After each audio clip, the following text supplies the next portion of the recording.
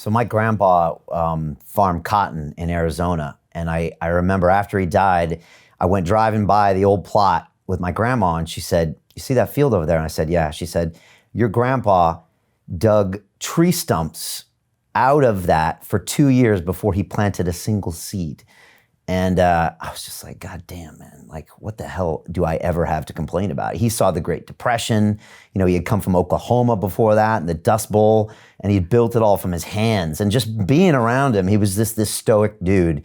I don't remember him complaining once. And he was just up every morning at 4 a.m. and he farmed the land for like 30 or 40 years. You know, I don't know if they'll make him like that again. Maybe they will, but we got to go through another cycle perhaps. Yeah, they will. Do you ever remember him scared?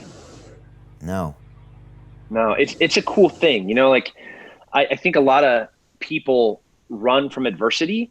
They look at something hard and they're like, "Oh man, I don't want to do that. That looks hard." And, you know, they're always looking for an easy solution, and that's good. It's good to sometimes find the easiest way to do things. You know, like I get it. Efficiency is important, man, but sometimes there's no other way to do it besides the hard way.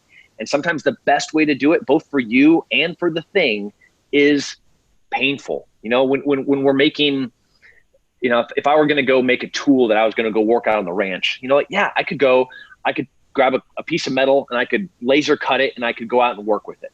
And that thing would last a couple of months. Or I could take a chunk of metal and I can heat it and I can pound it and I can heat it and I can pound it and I can heat it and I can cool it and then pound it some more. And over time and over pain and over struggle and over through adversity, that thing is going to take shape, and it's going to be hard, and it's going to be durable, and it's going to be tough, and it's going to be able to survive whatever I do to it. And we're kind of like that. I don't want to do, I'm not somebody that has ever looked for an easy way to do something. I have found that most of my success and most of my freedoms and most of, I mean, hell, my ability to still be sitting here alive has come from doing the harder thing. And, you know, everything that I've ever wanted has always been on the far side of hard work. And that was something that was taught by my grandpa, who also is a Great Depression guy, a World War II vet. You know, and he was a builder. You know, like he worked on radios and he designed things that went in aircraft that dropped bombs in World War II. And you know, and that is the model that I looked at was like, okay, go find hard stuff and do that stuff. I don't want to do something I know I can do. I want to do something maybe I can't, but the process of it will make me better. And that's been the story of your life, basically, trying to find things you can't do. I mean, that's pretty much it in a nutshell. Yeah.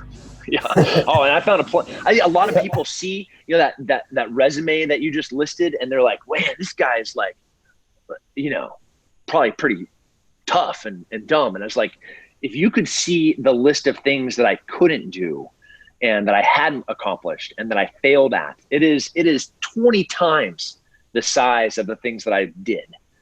And like what? You know, oh man, trying to make it to the Boston Marathon. You know, you have to qualify for it. You have to run a certain speed. I wanted to win the Army 10 miler. You know, I'm a 220 pound hairy ogre. Like I'm a knuckle dragging troll. So doing fast, long endurance things is not what I was designed for. I'm designed to like run through a wall, you know, and like tear a bad thing's face off and eat it and then wear its skin and then go find more bad things. Basketball, I'm horrible at basketball. Baseball, I actually wanted to be a baseball player. And then I was like, I'm not very good at this.